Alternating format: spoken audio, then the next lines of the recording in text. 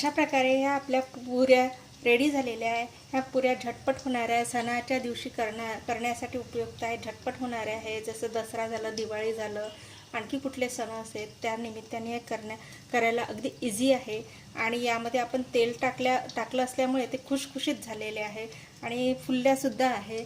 त्या अशा पद्धतीने आपण ह्या पुऱ्या खूप छान केलेल्या आहे आणि तुम्ही पण करून बघा। म्हणजे सणाच्या दिवशी आपण ह्या फार उपयोगात आणू शकतो। आणि माझी ही रेसिपी आवडली असेल लाईक करा, शेअर करा, सबस्क्राईब करा आणि कॉमेंटसुद्धा करा। आणि तुम्ही ही रेसिपी वेळात वेळ काढून बघितल्याबद्दल खूप खूप धन्यवाद। Thank you, bye bye. झालेले आहे। आता आपण या कणिकला थोडं मळून घेऊया। आपण फार पातळ नव्हतं केलं तरी ही सॉफ्ट झालेली आहे, कारण की थोडा वेळ रेस्ट दिलं की ती कणिक सॉफ्ट होते। त्यामुळे आपण तिला घट्टच भिजवलेलं होतं। थोडं मळून घ्यायचं।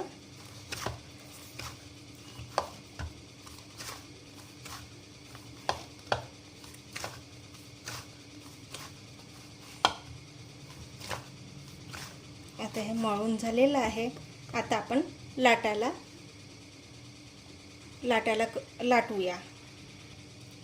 आता मी एक छोटासा गोळा घेतलेला आहे, त्याला थोडं सॉफ्ट करून घेऊया।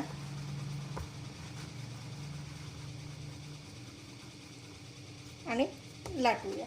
थोडं इथे मी तेल टाकते आहे, कारण की पुरी करताना कणिक न लावता तेलाचाच हात घ्यायचा आणि त्यांनी लाटायचं। कारण की कणिक लावली तर आपल्या तेलामध्ये तेल खराब होतं आणि ते कणिक पूर्ण त्या तेलामध्ये उतरते।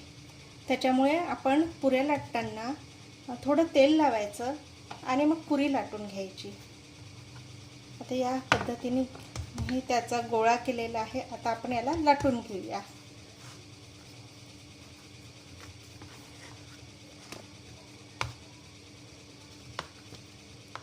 आणि थिकनेस याची आपली रोजची पोळी असते त्यापेक्षा थोडी जाड असायला हवी।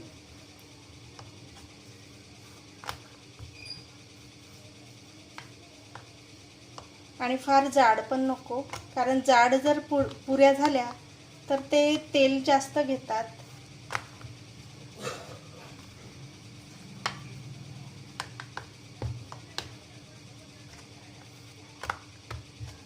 अगदी सॉफ्ट होऊन गेलेला आहे डो आपला।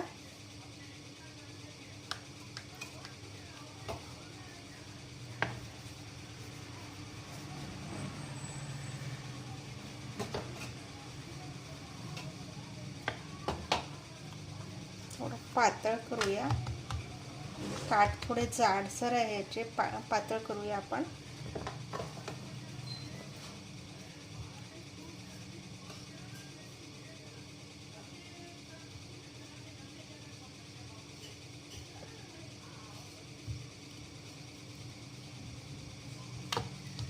आणि मी इथे एक वाटी घेतलेली आहे, त्या वाटीच्या साहाय्याने मी हे पुरी करून घेणार आहे। या पद्धतीने छान गोल होतात आणि सेम आकाराचे होतात।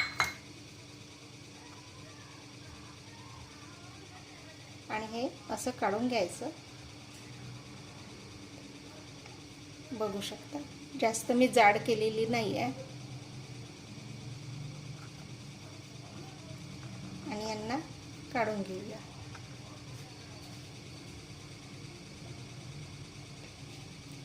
त्याच पद्धतीने आपण बाकीच्या पुऱ्या करूया। छान सॉफ्ट करायचा आणि लाटून घ्यायचं।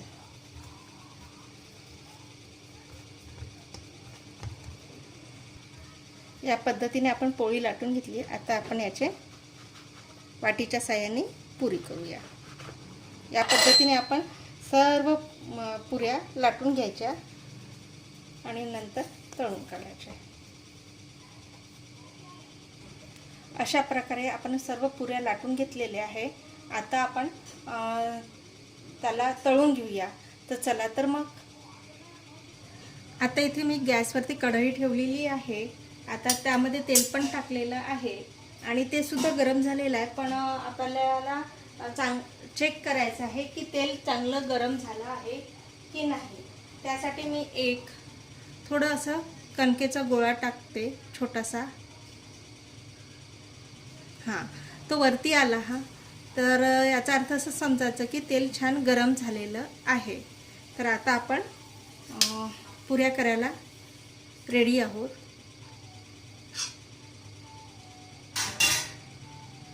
आता मी इथली एक पुरी घेते आहे, टाकते आहे. याचा जो प्लेन भाग आहे तो खाली टाकायचा आणि तळून घ्यायचा. एकच पुरी टाकते आहे, कारण की पातेलं आपलं छोटं आहे त्यामुळे.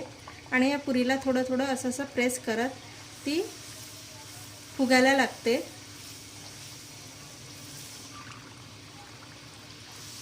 असं पण करता येते किंवा त्याच्यावरती तेल पण टाकता येते. आणि एक साईड त्याची फ्राय होऊ द्यायची आणि नंतर दुसरी साईड. आपण पहिले चेक करूया. व्हायचं आहे आधी कडक तेल गरम करून घ्यायचं आणि मग मीडियम आचेवरती यांना फ्राय करून घ्यायचं. वाव, छान आला कलर. या पद्धतीने दुसऱ्या साईडला पण तळून घ्यायचं.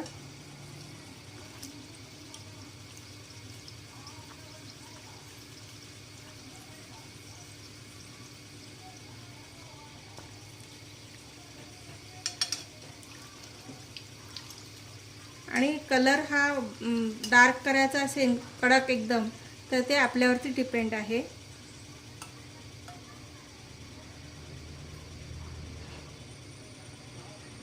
तेल थोडं निथळू द्यायचं आणि एक टिश्यू पेपरवरती काढून घ्यायचं.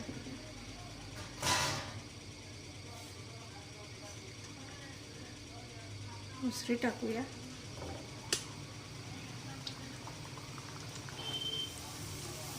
असं तेल टाकायचं तिच्यावरती.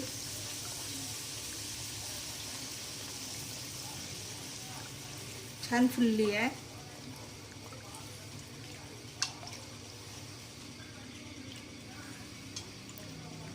एक साईड होऊ द्यायची. आपण त्यामध्ये दुसरी जागा आहे, दुसरी पण टाकूया.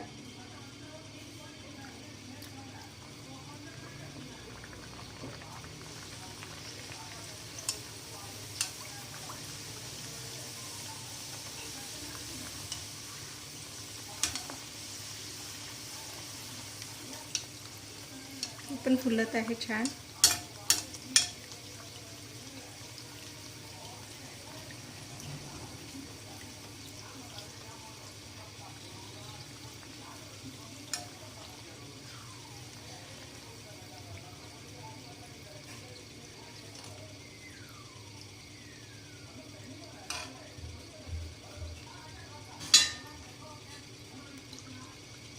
हे व्हायची आईला करूया.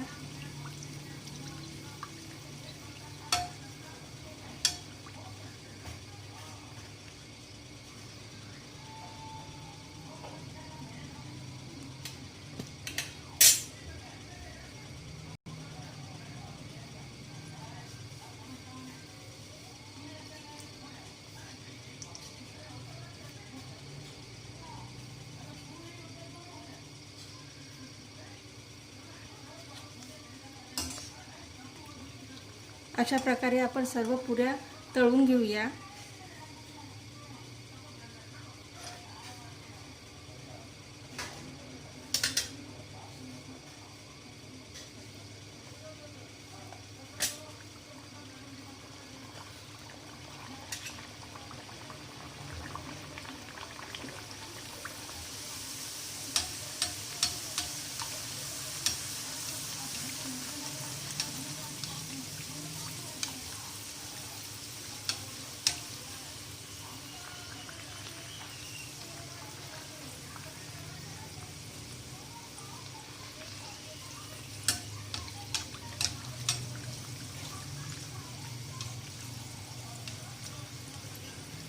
अशा प्रकारे आपण सर्व पुऱ्या तळून घेऊया आणि मग सर्व करूया.